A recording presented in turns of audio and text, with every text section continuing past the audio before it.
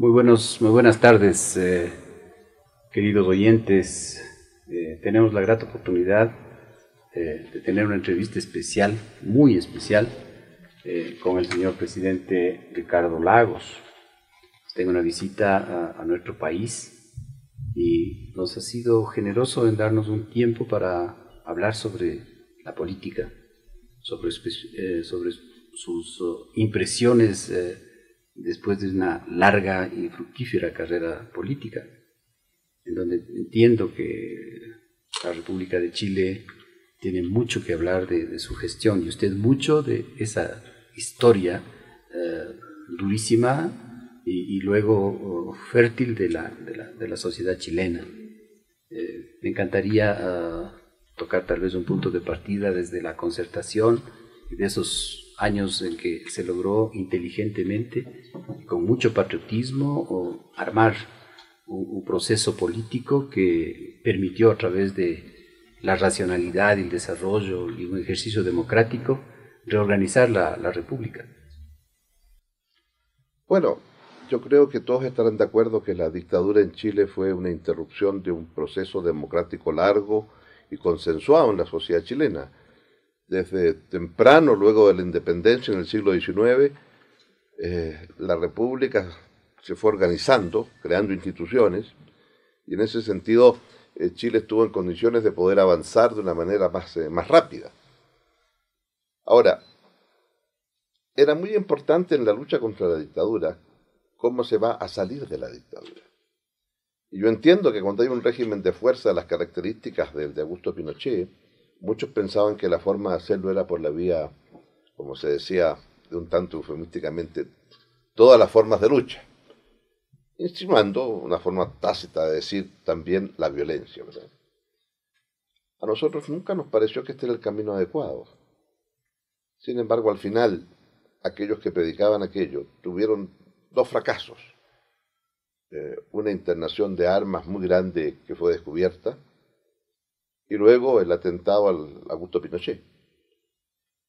Y esto ocurrió en el año 86, se sabía que tenía que haber un plebiscito en el 88 para que él continuara en el poder, y la larga esfuerzo nuestro de una resistencia pacífica a la dictadura se encontró en consecuencia con que ahora sí sabíamos lo que Pinochet necesitaba para permanecer en el poder, ganar el sí.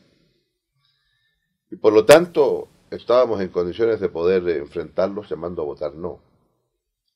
Y fue entonces un esfuerzo grande, primero que la gente se inscribiera, después que se inscribieron, que se atrevieran a firmar para poder formar los partidos políticos, y luego, formados los partidos políticos, teníamos que tener apoderados en cada mesa para asegurarnos que los votos se contaban bien. Yo diría que fue una gesta cívica épica, bonita, y gracias a eso ganó el no. Y en consecuencia, dada la peculiar constitución de Pinochet, automáticamente su mandato se prorrogaba por un año y después tenía que entregar el poder a quien salía elegido de una elección presidencial. Y fue allí entonces donde nuestra visión de convocar a todos los demócratas para decir no a Pinochet tenía que ver mucho con una forma de entender lo que viene después. Algo así como nos gustaba decir lo que hace un De Gaulle en Francia después de la liberación, o lo que hacen otros gobiernos en Europa, en donde después del fascismo, del nazismo, entendieron que era necesario un abanico muy amplio para las tareas de unidad nacional. Ahora, dicho esto, pareció entonces natural llegar a un acuerdo en un candidato que fue Patricio Aylwin y fue elegido presidente. Sin embargo, creo que la parte que no percibimos en ese momento fue que era más fácil pasar de dictadura a democracia que abordar las tareas que implicaban pasar de un país arcaico, antiguo, con estructuras que no estaban acordes con las necesidades de las estructuras de hoy. Usted definió ese proceso como la nueva generación, claro, como un proceso de salir de lo antiguo y entrar en claro, esa contemporaneidad. Porque en el fondo eso implicaba entender dos cosas. Uno, que el mundo cambió radicalmente cuando cae el muro de Berlín. Dos, pero más importante que eso, el mundo y el planeta se hace cada vez más chico como resultado de la globalización. Y cuando usted es un país pequeño, bueno, en verdad está obligado a salir más allá de las fronteras de su país y atreverse a entrar en un mundo más desconocido.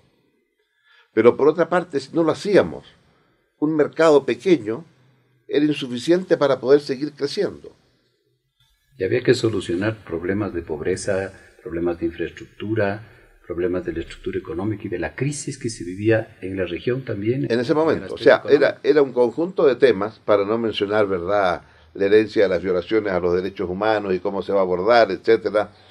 Y hacer todo esto, además, como me gustaba recordarle a eso de los amigos españoles, con Franco vivo.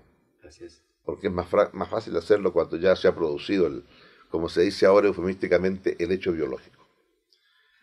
Dicho esto, creo yo que es muy importante entonces cómo somos capaces de tener una coalición que fue para decir no a una coalición que fue para construir un país de nuevo. Y en donde, claro, cuando usted tiene un 40% de la gente viviendo bajo línea de pobreza, es muy claro cuál es el número uno de la agenda social. Cuando usted fundó el Partido Socialista, ¿pensaría que llegaría en un momento a ese proceso de coalición? No. Bueno, yo no fundé, lo que hice fue participé en el proceso de unificación, ¿no? Porque la dictadura implicó una diáspora y Eugenio González, que fue un gran pensador, acostumbraba a decir que si en una pieza había 3 socialistas, seguro que había 3 fracciones distintas. Y en consecuencia tienen una capacidad muy grande de una suerte de división, por así decirlo. Pero, efectivamente, lo que sí nos pareció era que teníamos que tener un entendimiento con la democracia cristiana como un eje ordenador de fuerzas más llamadas del polo progresista o del humanismo laico y fuerzas más cercanas al humanismo cristiano. Y en ese sentido el entendimiento con la democracia cristiana pasó a ser muy determinante para nosotros. Pero las tareas que había que hacer, que son las que tú has mencionado, en donde había también una situación económica compleja, difícil, fue necesario introducir cambios al sistema tributario, modestos, pero importantes para la recaudación. En el PIB usted estaba manejando hasta un 18%, o sea, sí, no era es lo mismo que tenemos hoy día. Agresivo para el desarrollo, sino más bien poco equilibrado para motivar la inversión. Así es. Y crear este ambiente adecuado de combinar lo público con lo privado. Bueno, esa fue una parte que tuvimos que empezar a echar mano cuando veíamos que este 18% los ingresos fiscales eran insuficientes. Queríamos mantener ingresos fiscales para las políticas sociales. Por lo tanto, si era posible que el sector privado financiara determinadas obras de infraestructura, liberábamos recursos para hacer obras de infraestructura que son socialmente muy rentables, pero que había otra prioridad. Si la ruta que llamamos allá la carretera panamericana, que une Chile de norte a sur, y que es la ruta principal del país, si esa la dábamos en concesión, lo que no gastábamos en esa ruta, que estamos obligados a gastarla y mantenerla, lo podíamos destinar entonces, por ejemplo, a programas de riego para el pequeño campesino. Por ejemplo, mejora de caletas pesqueras para la pesca artesanal. Por ejemplo, la posibilidad de generar programas de agua potable rural, porque claro, en la ciudad usted se conecta al caño que pasa frente a su casa y tiene agua potable. En el campo no. Entonces el que esté en el campo no tiene derecho a agua potable. Pero había que entrenar también a este campesino a que aborde este proceso de crecimiento industrial, se reeduque, al mismo tiempo que vaya recibiendo sus beneficios sociales, generados a través de este modelo de la concesión. O sea, ese capital privado venía a través de esta figura jurídica de la concesión, económica de la concesión. Y lo que no gastaba en esa carretera, entonces lo gastaba en estas otras cosas. Ahora, además de eso, desde el punto de vista del campesino, si Chile se abre al mundo y tiene que exportar, o somos capaces de exportar, tenemos que aprovechar la contraestación del mundo desarrollado. Europa, Estados Unidos, Japón, que allá es invierno cuando es verano y viceversa. Y por lo tanto, exportaciones de frutas, por ejemplo, desde el punto de vista nuestro son muy importantes, por la contrastación. las frutas llegan al hemisferio norte cuando están todos muertos de frío con harta nieve. Estas ventajas comparativas, identificadas perfectamente por la geografía, hace posible una estrategia que también se acompaña de los tratados de comercio, de los apertura de mercados a través de una cantidad de acuerdos comerciales que empiezan a abrirse, que son los más numerosos en nuestra región. Claro, hoy día miramos para atrás, 20 años atrás, y tenemos que el 93% de todo nuestro comercio exterior está bajo un acuerdo de libre comercio. 93%. Y eso quiere decir que cuando llega la actual crisis, esta a la cual venimos saliendo, las reglas del juego con Chile están claras y no se pueden cambiar unilateralmente. Esa es una gran ventaja. Es una gran ventaja, es estabilidad. Estabilidad. Usted puede programar la estabilidad para ello. Ahora, este tipo de tareas, digamos, me parecían a mí lo suficientemente importantes como para poder, y la necesidad de mantener la coalición. Y por lo tanto, el primer éxito es tener una amplia mayoría. Y esa amplia mayoría es la coalición. Segundo, tiene que tener una estrategia a largo plazo. Y que eran las que hemos mencionado, ¿verdad? En lo económico, tener crecimiento. Porque cuando usted todavía es un país pobre, tiene que crecer.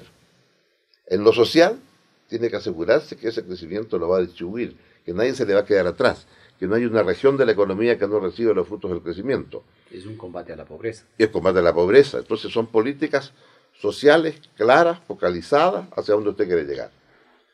Tercero, políticas sociales que le cubre la vivienda, la salud, la educación, políticas sociales. A ver, un ejemplo, por decir algo.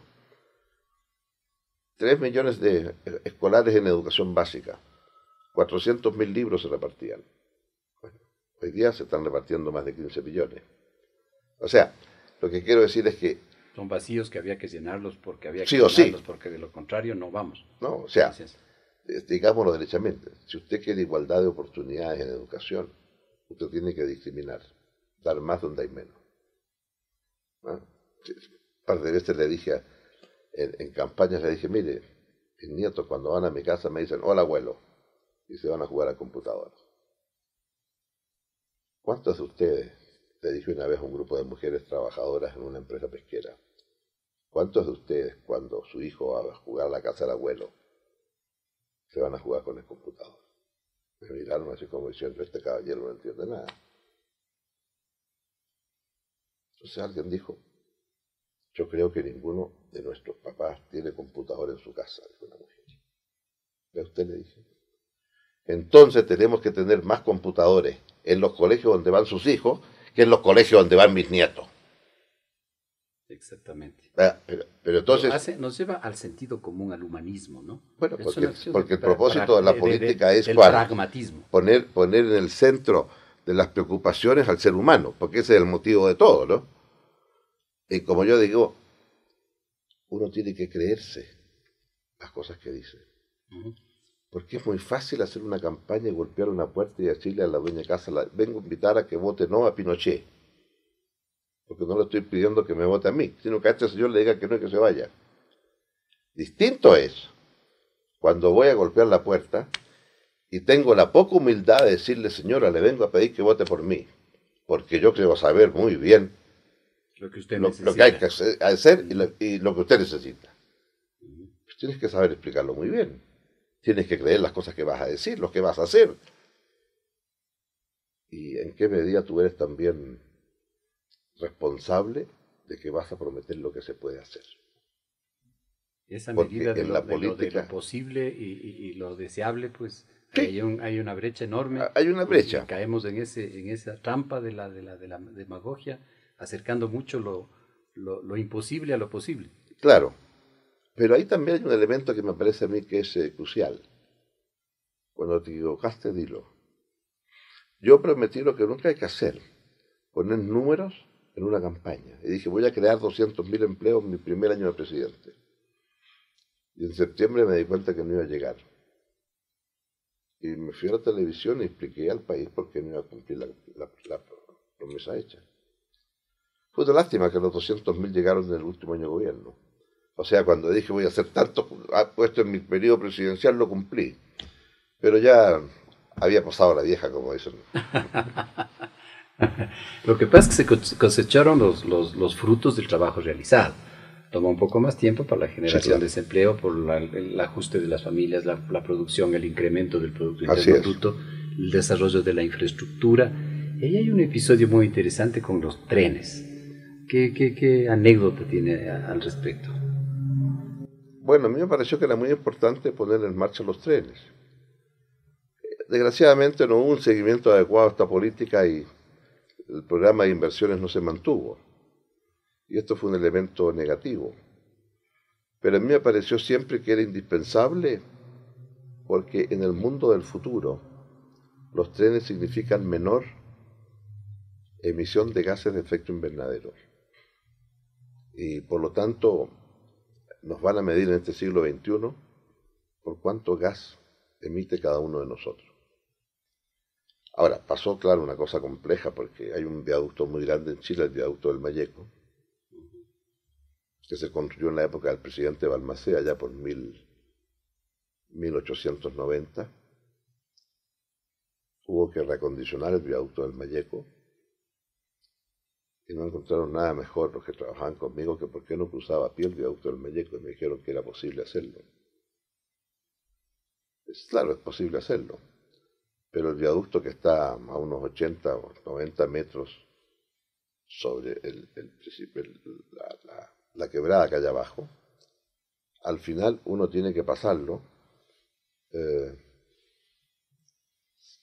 saltándose de durmiente en durmiente.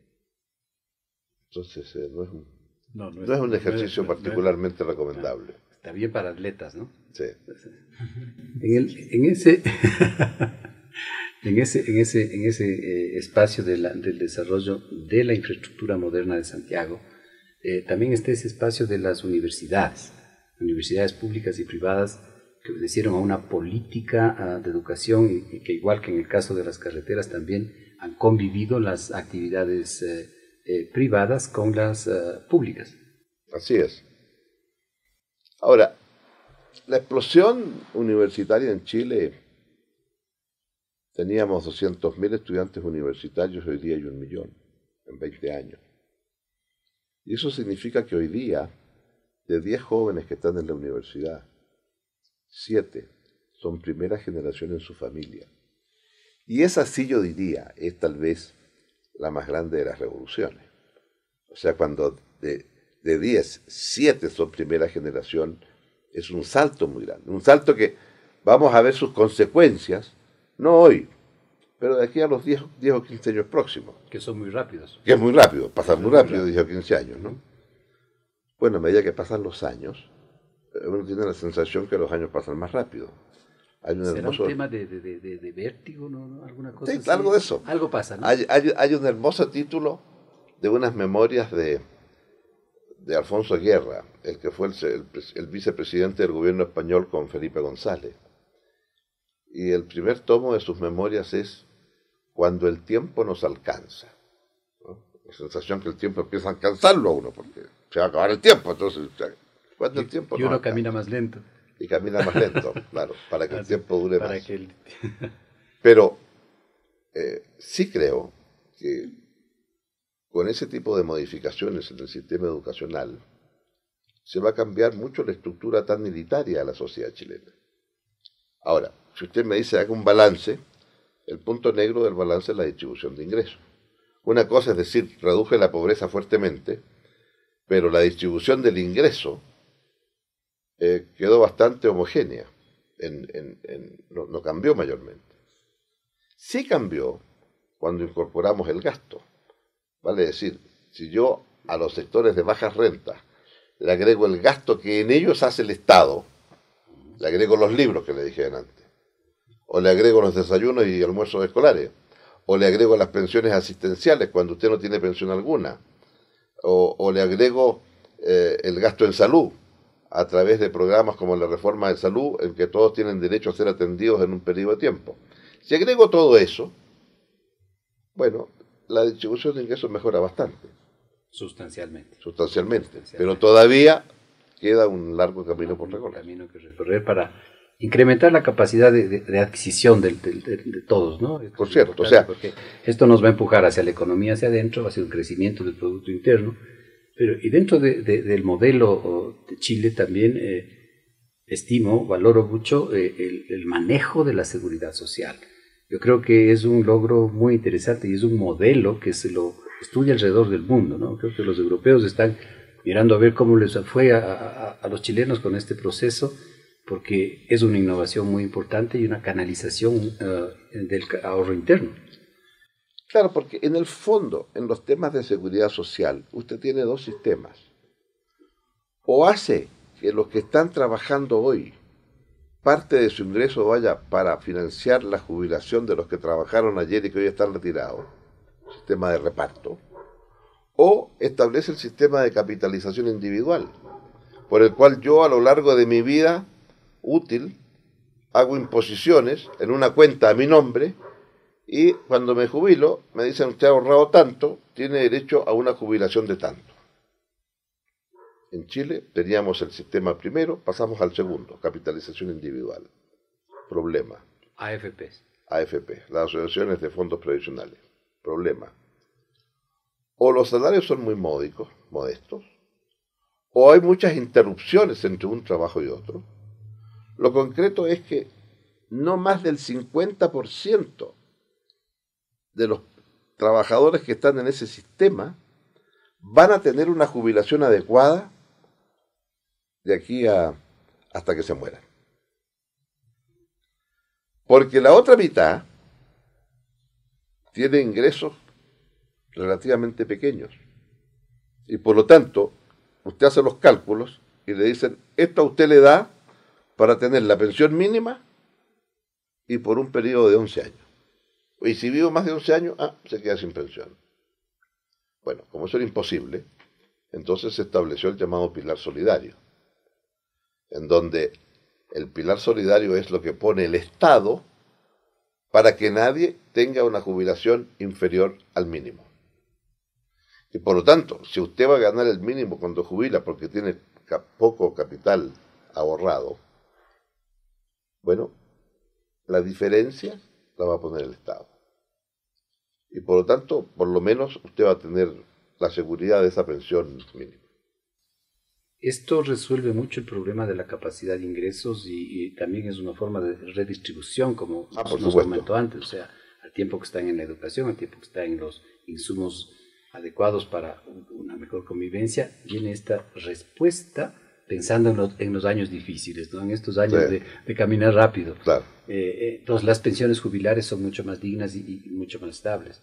Entiendo que esto ha permitido inclusive que los fondos de pensiones hagan inversiones en el mercado, fuera de O sea, por definición, los fondos de inversiones tienen fondos para un largo plazo. Y por lo tanto, lo que ocurre es que estos fondos, muchos de ellos compran parte de las acciones, por ejemplo, de las empresas que concesionadas para construir las carreteras. Porque ¿qué es lo que quiere el fondo? Perdón, el fondo de inversión. El fondo de inversión lo que quiere es seguridad en la inversión, la carretera está hecha. Lo único que hay que hacer es preocuparse de cobrar el peaje. Segundo, que las rentas que van a venir de eso sean estables, lo son, porque usted ya sabe cuántos autos pasan y cuántos camiones y cuántos buses cada día. Y electrónicamente se controla todo, ¿verdad? Perfectamente. Y tercero, que como yo voy a tener que usar estos fondos que usted está ahorrando ahora, cuando usted jubile, yo siempre tengo una gran cantidad de dinero emposado que no son fondos de la pensión, de la aseguradora, son fondos suyos. Y por lo tanto es muy importante cómo se puede plantear aquello. O sea, yo creo que aquí hemos podido avanzar de una manera adecuada en ambos sentidos, vale decir, generar espacios para la inversión, para los fondos privados, y segundo, muy importante, poder hacer un financiamiento adecuado de lo que son este tipo de inversiones a largo plazo. En la representación de su país y como un hombre preparado, capaz y de ejercicio político, usted también estuvo en espacios internacionales, entiendo que Naciones Unidas. Sí, claro. Bueno, a ver, yo un periodo largo de mi tiempo, después cuando dejé de hacer clases en la universidad cuando llegó la dictadura a mi país.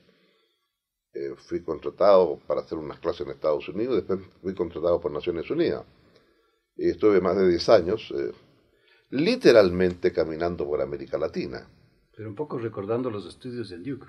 Bueno, también, claro, porque en Duke estaba yo ahí saqué un doctorado primero un máster y después un doctorado en economía. Y a partir de eso, entonces, participamos primero en fortalecer la creación de programas de posgrado en América Latina, en un trabajo con UNESCO, en el ámbito de las ciencias sociales, y después fui contratado por Naciones Unidas en un programa regional de empleo. Es la época de los finales del 70, comienzo de los 80, donde hay que aplicar medidas de restricción y ajustarse el cinturón. En toda la región. En toda la región. Y entonces los ministros del trabajo no encontraban nada mejor que llamarnos a nosotros a decirnos, señor, ¿qué hago? Las cifras de desempleo están muy altas, ¿qué hacemos para crear trabajo, no? Yo normalmente me reía y les decía, vamos a hablar con el ministro de Hacienda o con el presidente del Banco Central, porque usted como ministro del Trabajo tiene poco que hacer aquí. Pero en verdad yo diría que la situación que hay fue bastante razonable, digamos, en términos de poder a mí en lo personal conocer mucho mejor nuestra región, nuestra América Latina. Recuerdo haber venido acá a pasarme 2 semanas, 3 semanas en Quito, ¿no? Haciendo un programa sobre satisfacción de necesidades básicas. Me recuerdo haber estado con las autoridades de la época, el presidente Roldós y otros personeros en ese tiempo. Y claro, uno se iba literalmente caminando América Latina y conociendo los temas del continente, sin duda. Generar una gran visión de la región.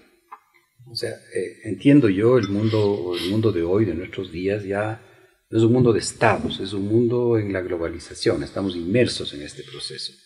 Y usted nos refería a decir, debemos integrarnos en ese mundo, debemos participar, no podemos quedarnos fuera y tenemos que echarnos para adelante. O sea, en el camino iremos arreglando lo que sea, pero vamos arreglando. ¿Quiere decir esto política con mayúsculas? Usted titula en alguno de sus discursos y justamente ese concepto importante de en la política con mayúsculas. Nos encantaría... la política con mayúsculas, ¿por qué? Porque la política es lo que define el tipo de sociedad donde vivimos. Yo sé que hay muchos de pensamiento más conservador que creen que la sociedad se define a partir del mercado. Y yo les digo no. Es cierto, todos participamos en el mercado, porque todos somos consumidores.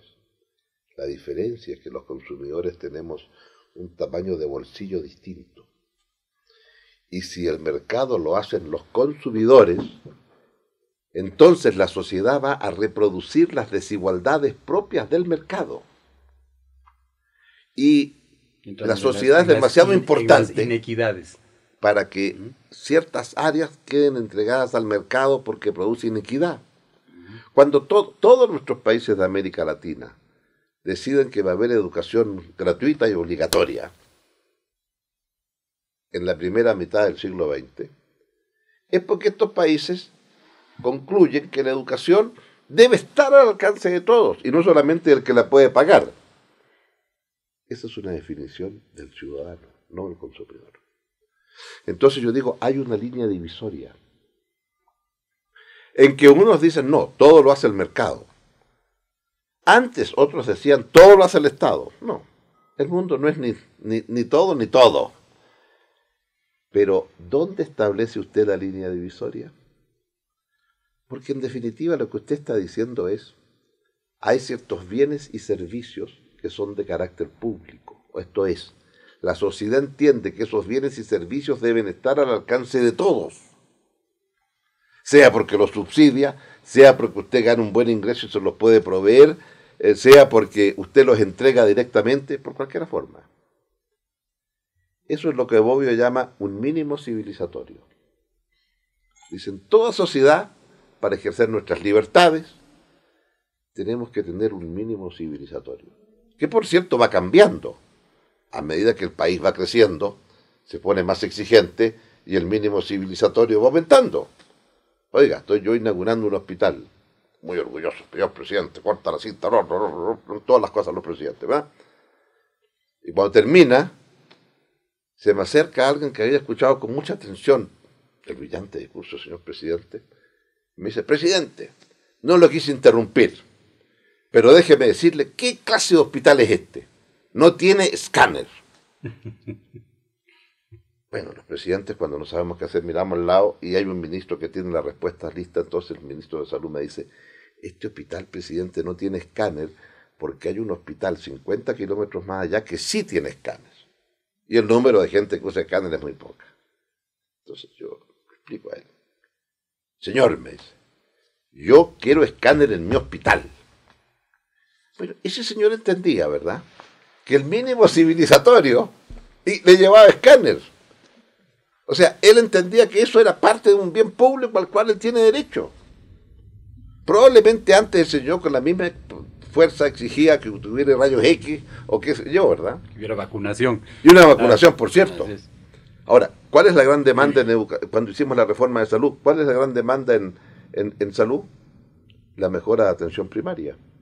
Porque la atención primaria es donde se hace el 95% de todas las atenciones.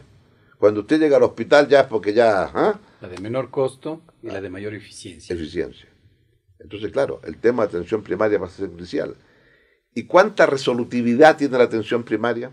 Porque si la enfermera le dice tiene que sacar su examen de sangre, está embromado. Tiene que ir a otro hospital. Bueno, ese es el mínimo civilizatorio. Y yo creo que eso es lo que hace las diferencias. No me gustaría decir izquierdas y derechas tal vez, pero sí decir entre aquellos que pensamos que la política con mayúscula tiene por objeto definir el tipo de sociedad que queremos. Y eso se hace por definiciones políticas. No hay una mano invisible para dibujar la sociedad. Y en democracia la sociedad se dibuja con un lápiz y un papel cuando se va a votar. Estuvimos complacidos de tener al vicepresidente Lagos y escuchar sus sabias intervenciones, su récord. Esperamos tener una nueva ocasión de compartir. Con mucho gusto, la próxima vez cuando vaya a Santiago. Ahí me encuentro con usted y tendré el agrado de estar con el ciudadano presidente.